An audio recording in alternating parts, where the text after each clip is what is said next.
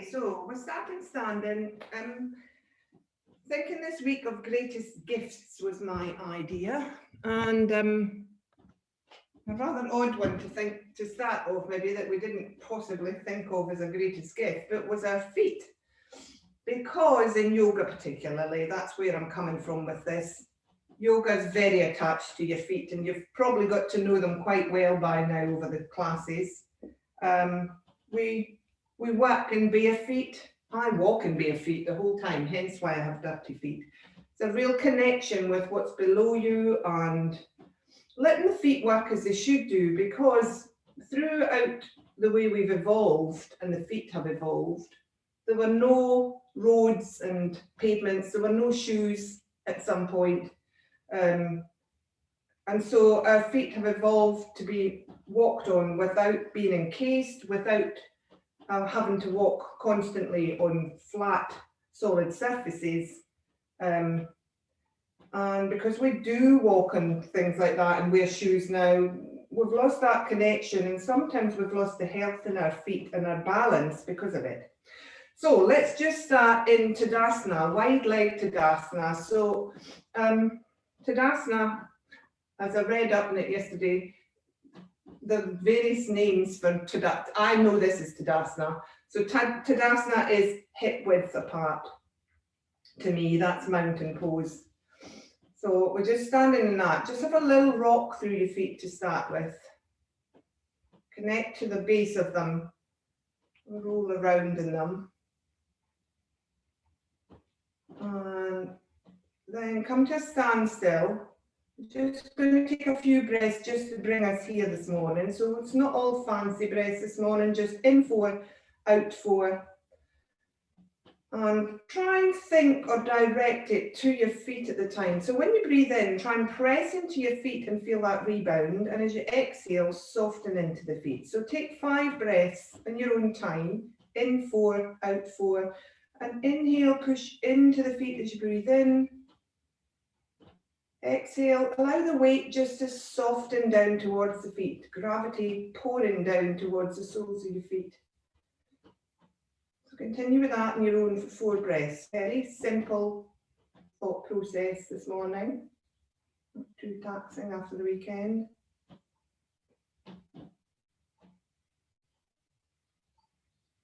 Just feel the energy that's coming into you through your feet at the same time as you breathing energy and life force in through your nostrils.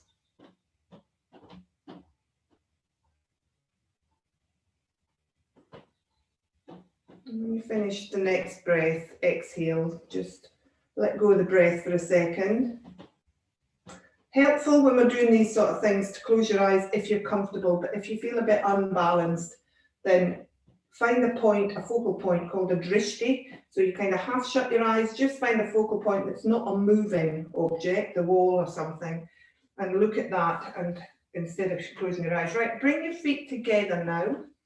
So we want, my feet are different lengths, so they can't be exactly side by side. I've got one big toe hanging out further than the other.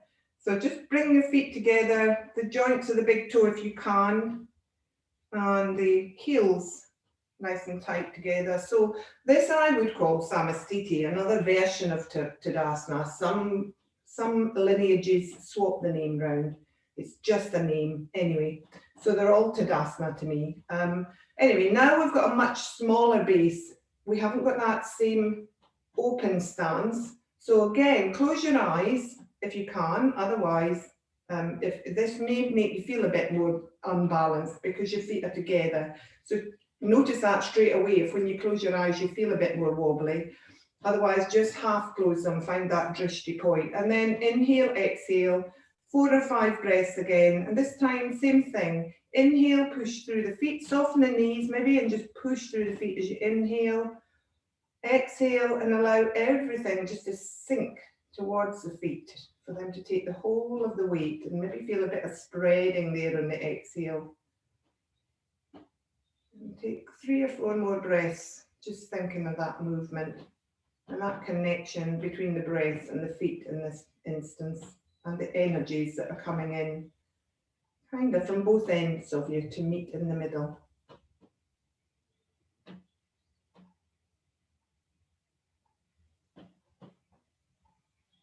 So this makes us uniquely human. We're the only mammals that are true bipeds.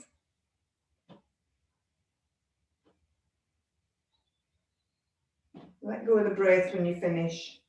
So we're also the least stable. So as we stand here now like a pencil, think of what you're standing on.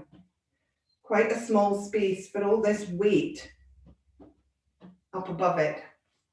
Okay, so you can stand with your feet together now or bring them slightly further apart and just have a roll through your feet.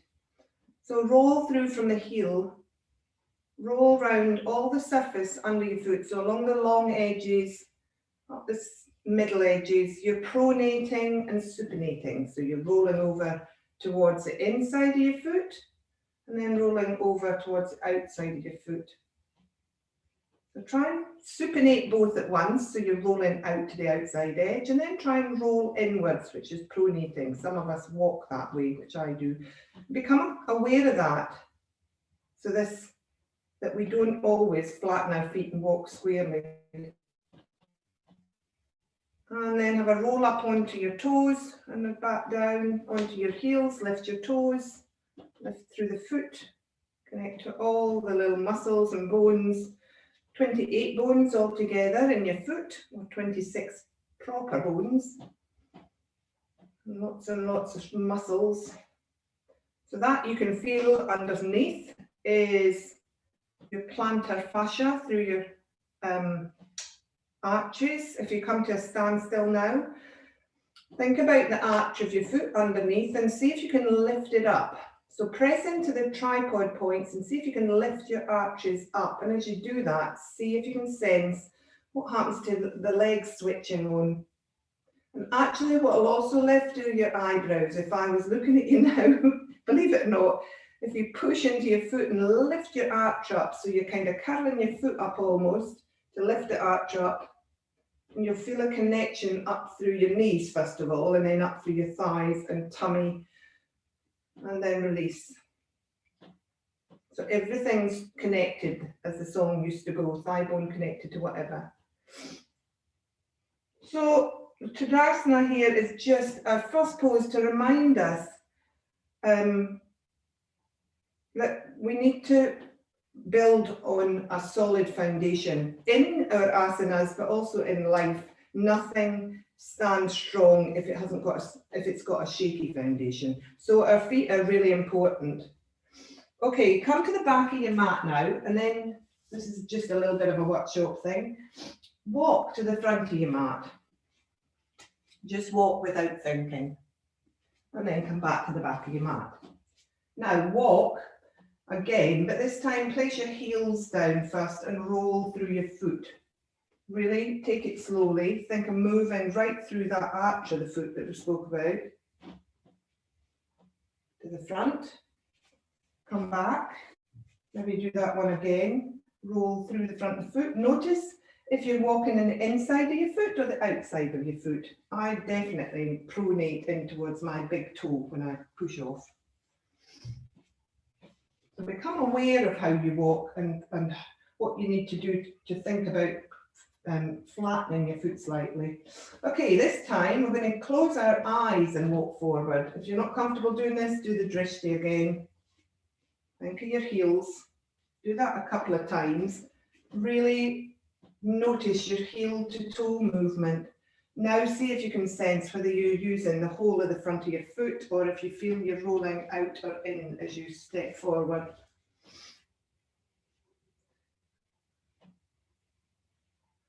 And then come to the back of your mat again. And what we're going to try and do now is walk on a tightrope. Eyes open first of all. So walk along. I've got a line in my mat, which is very easy. So imagine there's a tightrope rope. See how you're walking along there goes. If you haven't, I find I turn my feet out to do that. So maybe have a couple of goes at that. Just notice the difference in the stability because we walk with our legs hip distance apart. Then come to the back of the mat, and if you feel comfortable doing so, close your eyes and try the tightrope thing, or half close them. This is what I used to do in my old profession when I was checking with people drink driving. We're back to the start again. Okay, back to the beginning of the mat. Try it a couple of times.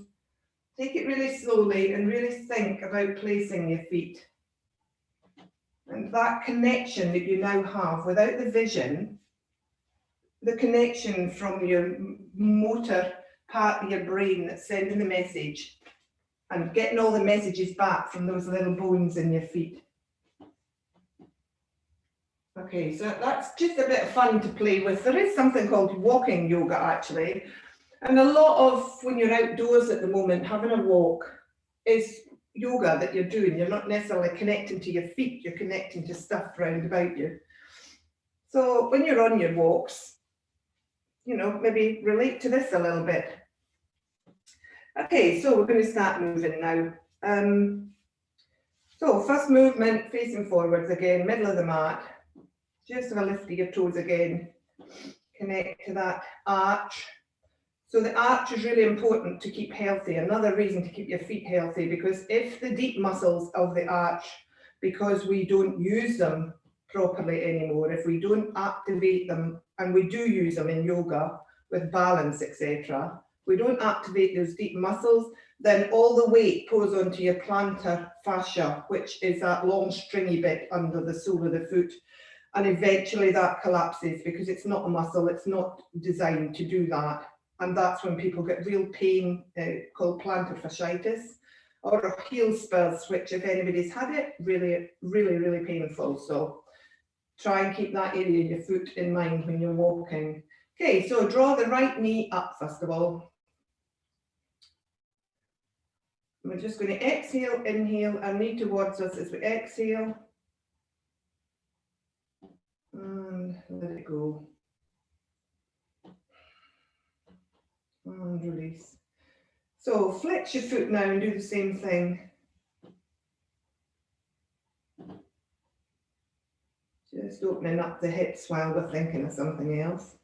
And then point the foot away from you as much as you can to open the front ankle. Might get a little bit of cramp in the underfoot then.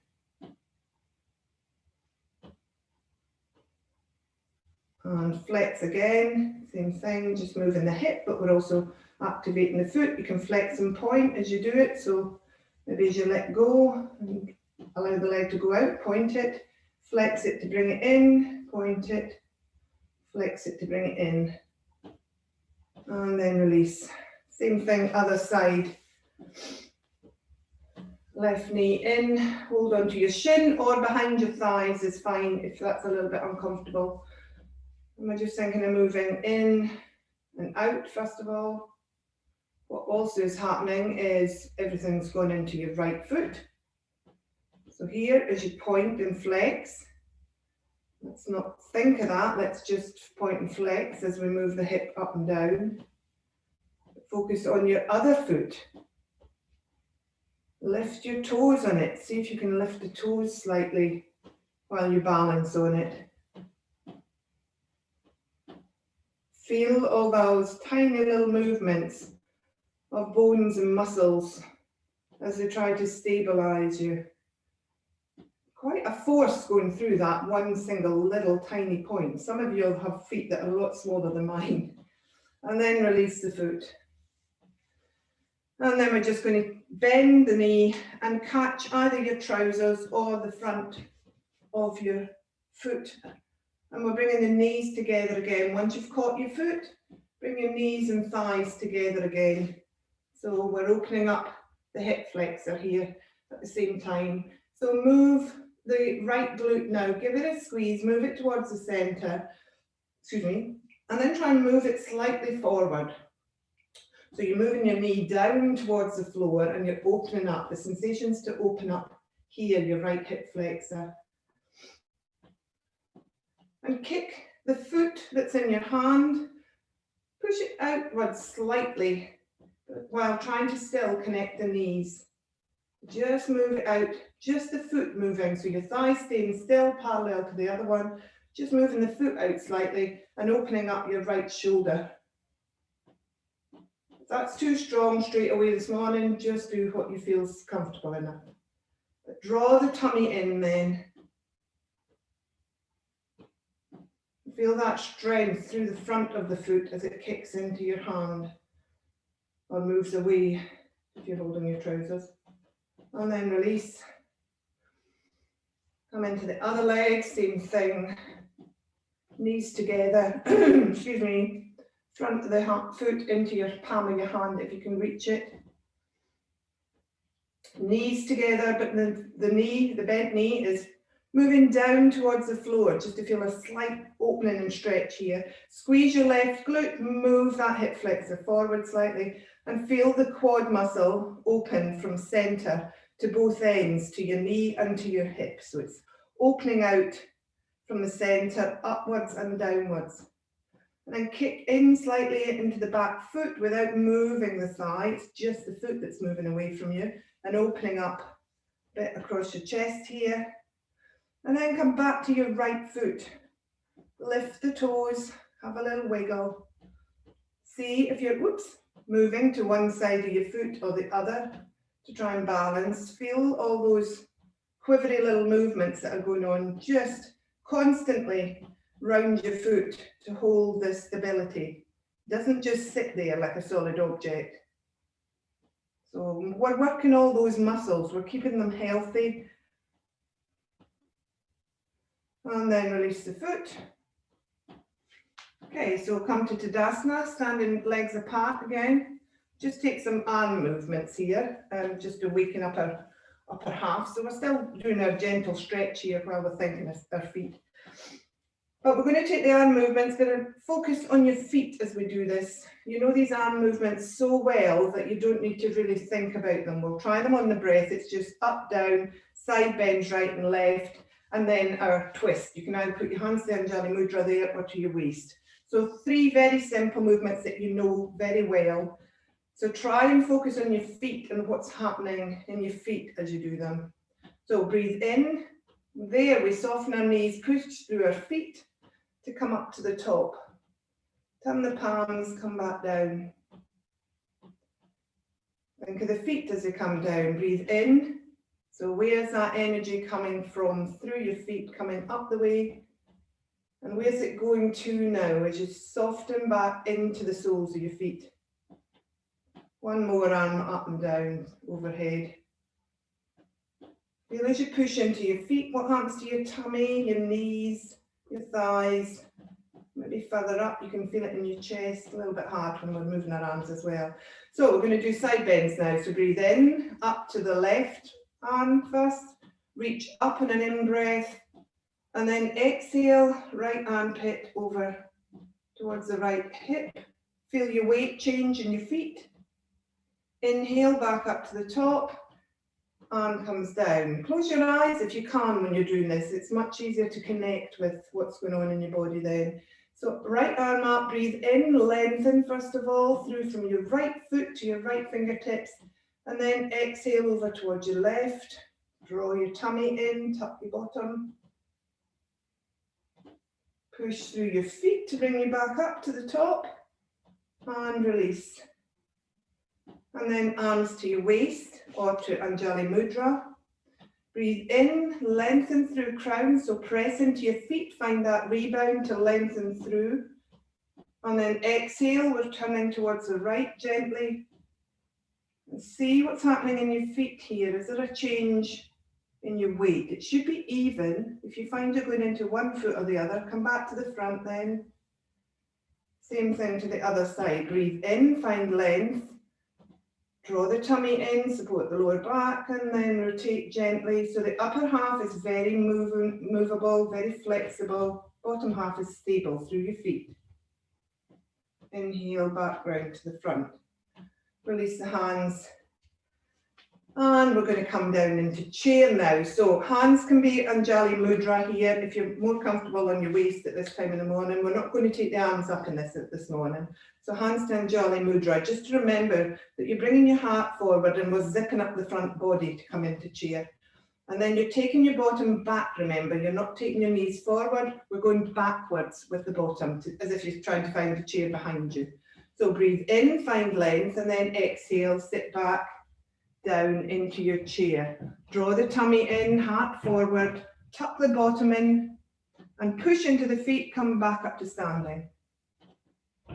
So inhale, exhale, down into chair.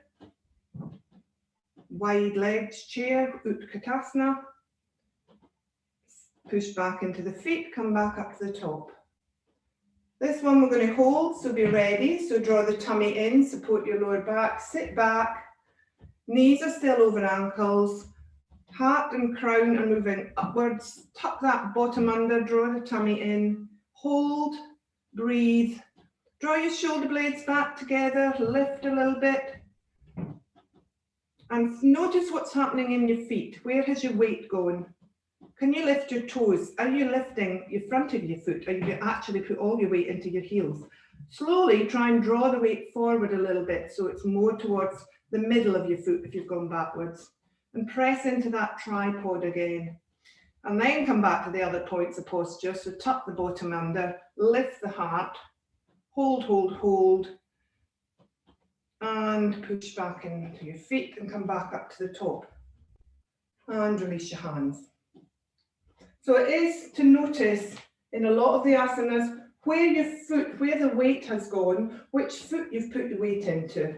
It's really important because then you'll find you get the stability. And once you've found that balance in your feet, then you will be much more able to use the Sthira Sukha thing where you can soften a bit. And the ease makes the getting into position a lot easier, funnily enough. Okay, so bring the feet together. We're just going to take the same routine there with our feet together. Again, you can close your eyes if you can, or do that drishti thing, half eyes, half closed eyes, half eyes closed. And think of the difference here in balance in your feet doing this. So begin, inhale, lift, push through both feet. So the working is one now, much more. Hands come down, palms facing down as you draw the energy down and soften. Inhale up, bend the knees, push through the feet, find that rebound, lift through the crown, connect feet to crown. Exhale down. Inhale up, lift your toes as you do this one. See if you can push through the tripod easier then. Exhale down. Going over to the side. Now be careful with this because your stability may be a little bit wobbly. So inhale, left arm up.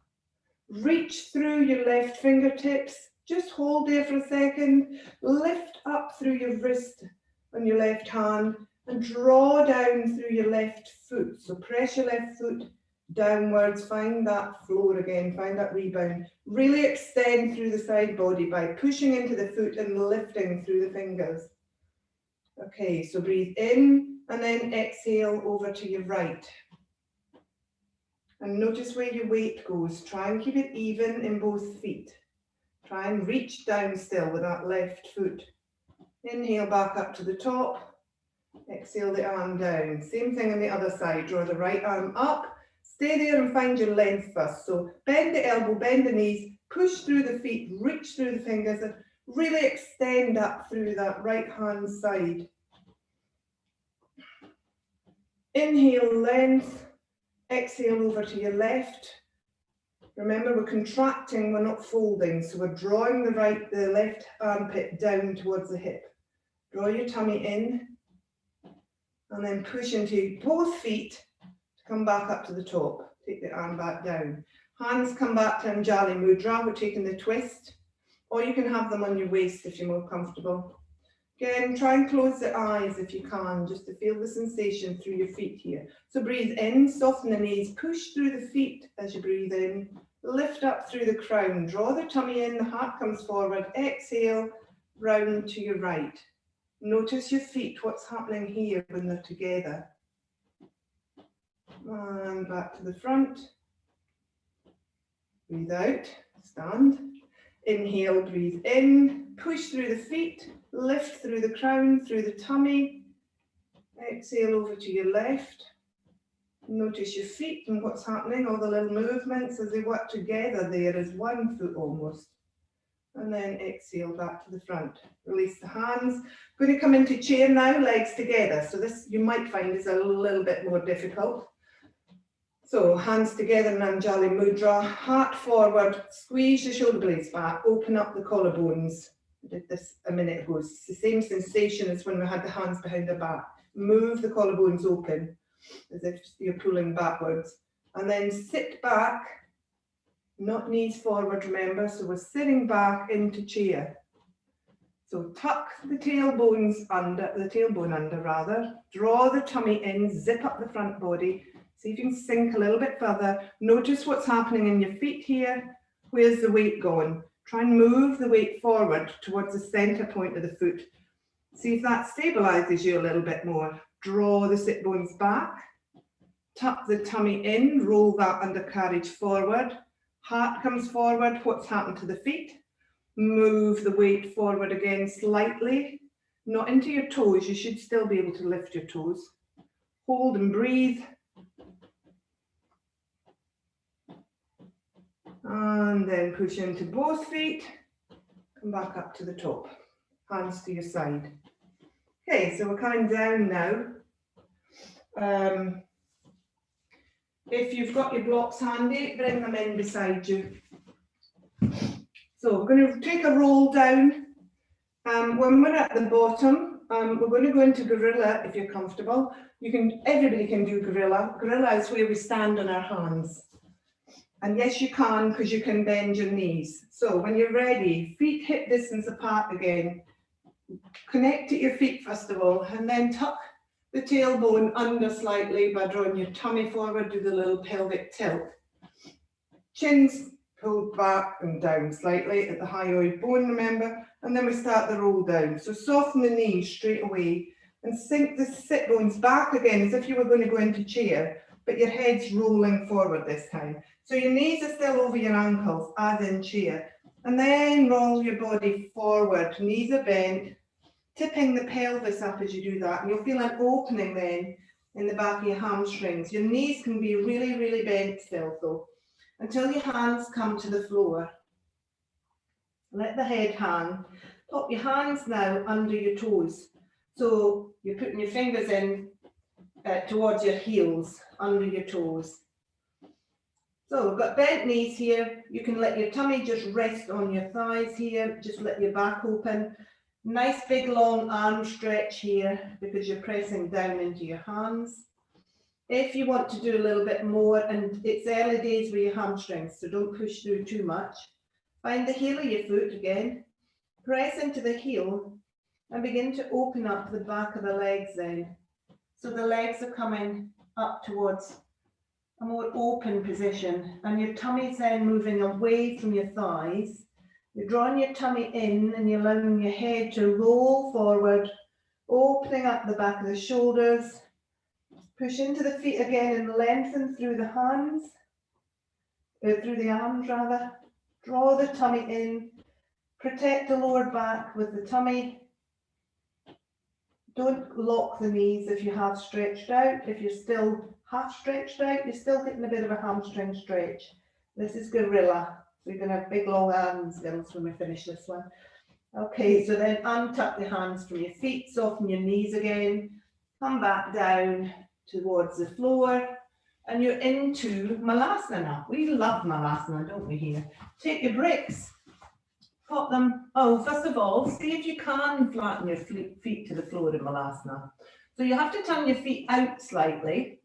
You might have to widen your stance. And you'll find your body wants to roll forward. So you have to tuck your undercarriage under.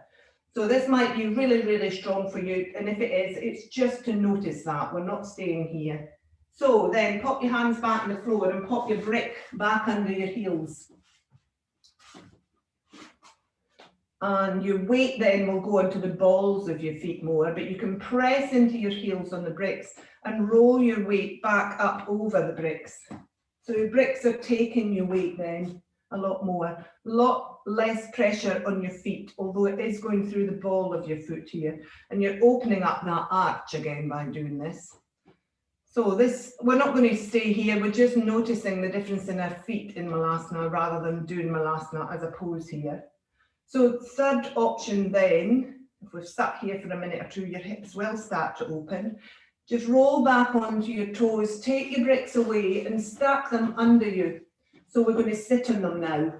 So they need to be a certain height for you to be able to sit down onto them.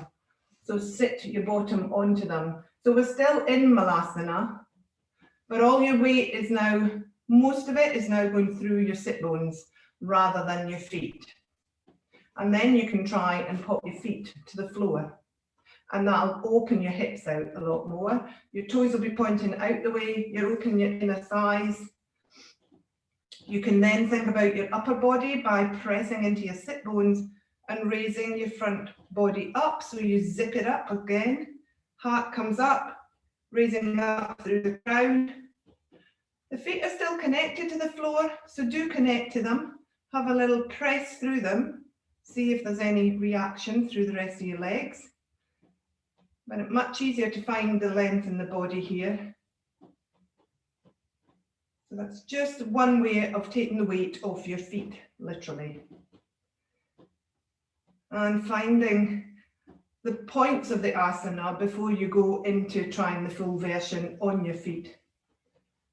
Okay, so that was just a little bit of a play with that one. Take the bricks away, come down to the floor, come down to cross-legged. Just going to finish now. So into cross-legged. Have a last look at those old feet. Rather odd looking things, your feet, when you look at them. When we don't often look right down at them. You might have little dainty feet. Not like me, I'm a bit hobbit foot. But try walking around in bare feet a little bit more and try and connect when you do with what you're walking on, to the energy coming through them, to all those muscles and fascia in there that does need a lot of movement to keep them healthy. Because if you haven't got healthy feet, as you get older, your balance will go, you're not connected to them. So, you know, it's really important to keep connected there.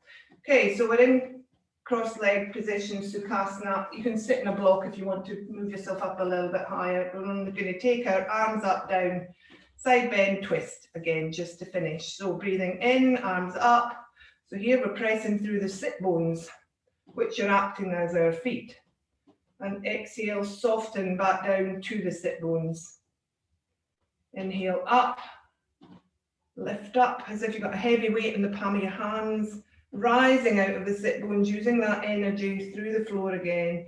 And exhale, turn the palms and move everything down. Feel the whole thing move down, settle to the floor. Take the left arm up, right arm to the floor or onto your leg. Lengthen, use the sit bones, lengthen up through the fingers. Exhale, right armpit slides down the body towards your hip. We're not going over. And then push through the sit bones to bring yourself back up to the top. Inhale, right arm up, lift down to the sit bones, through to the fingertips. Draw the tummy in, support the lower back, remember, and then we're folding over, left armpit to hip. Notice the weight pours over. It's more obvious here, your weight may have gone over to your left hip, so try and draw the right hip back down. And then push into both sit bones, back down to the floor. Hands to Anjali Mudra.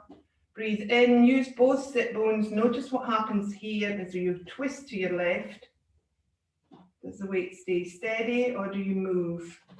Try and keep both sit bones grounded. Inhale back to the front. Exhale. Inhale, push into the sit bones, rise up through the crown. Heart moves forward towards your thumbs. Exhale. Little gentle twist towards the left. Noticing your weight moving through your sit bones here. Easier to connect than it is to your feet maybe for you. Inhale back to the front. Keep the hands in Anjali Mudra.